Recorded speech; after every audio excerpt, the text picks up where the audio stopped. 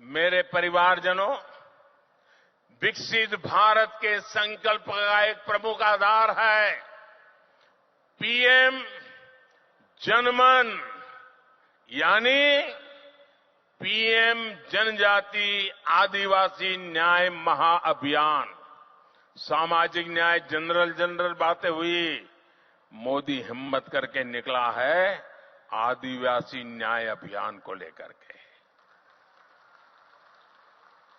आजादी के बाद कई दशकों तक आदिवासी समाज को लगातार नजरअंदाज किया गया। मैं अटल जी की सरकार थी जिसने आदिवासी समाज के लिए अलग मंत्रालय बनाया, अलग से बजट बनाया। हमारी सरकार के दौरान अब आदिवासी कल्याण का बजट पहले के मुकाबले 6 गुना तक बढ़ चुका है। पीएम जनमन योजना का नाम रखा है पीएम जनमन। पीएम जनमन यानी पीएम जनजाति आदिवासी न्याय महाअभियान। इसके तहत अब हमारी सरकार उन आदिवासी भाई बहनों तक पहुंचेगी जिन तक अभी नहीं पहुंचा गया। ये वो जनजातीय समूह है, हमने कह तो दिया वो प्रिमिटिव ट्राइब्स है, जिनमें से ज्यादातर अब भी जंगलों में रहने के लिए मजबूर है। उन्होंने रेल की देखने की बात छोड़ो, आवाज भी नहीं सुनी है। देश के 22,000 से ज्यादा गांवों में रह रहे ऐसे 75 जनजातियां, वो 75 जनजातीय समुदाय की प्रिमिटिव ट्राइब्स की पहचान हमारी सरकार ने की है। जैसे पिछड़ों में भी अति पिछड़े होते हैं, वैसे ही ये आदिवासियों में भी सबसे पीछे रह गए आदिवासी है। देश में इनकी संख्या लाखों में है।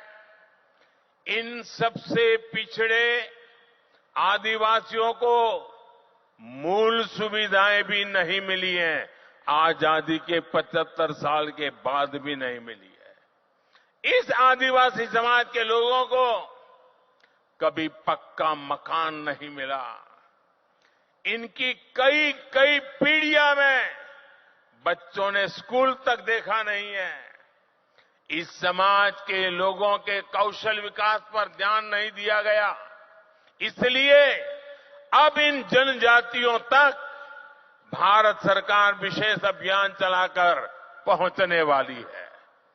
पहले की सरकारों ने आंकड़ों को जोड़ने का काम कर लिया। जो नजदीक हैं, जो ऊपर पहुंच चुके हैं, उन्हीं से काम करवा लेना। लेकिन मुझे सिर्फ आंकड़ों को जोड़ करके नहीं बैठना है, मुझे तो जीवन को जोड़ना है, जिंदगियों को जोड़ना है। हर जिंदगी में जान भरनी है, हर जिंदगी में नया जज्बा भरना है। इसी लक्ष्य के साथ आज पीएम जनजाति आदिवासी न्याय महाअभियान यानी पीएम जनमन, हम जनगण मन तो गाते हैं, आज मैं पीएम जनमन के साथ इस महाअभियान की शुरुआत हो रही है। इस महाअभियान पर भारत सरकार 24,000 करोड़ रुपए खर्च करने जा रही है। साथियों, इस महाअभियान के लिए मैं विशेष तौर पर आदरणीय राष्ट्रपति द्रौपदी मुर्मू जी का आभार व्यक्त करना चाहता हूं। हमने अभी उनका वीडियो संदेश भी सुना है।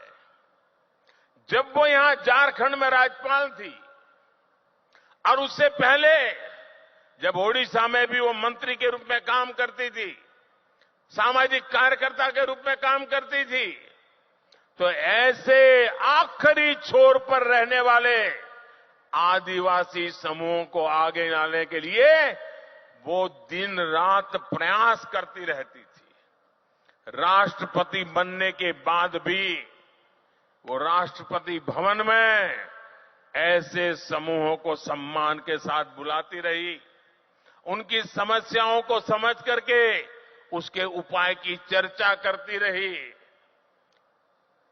मुझे विश्वास है कि उन्होंने हमें जो मार्गदर्शन दिया है, उन्होंने हमें जो प्रेरणा दी है, उनकी इस प्रेरणा से हम ये पीएम जनमन, पीएम जनजाति आदिवासी न्याय, आदिवासी न्याय, आदिवासी न्याय महाअभियान में जरूर सफल होंगे।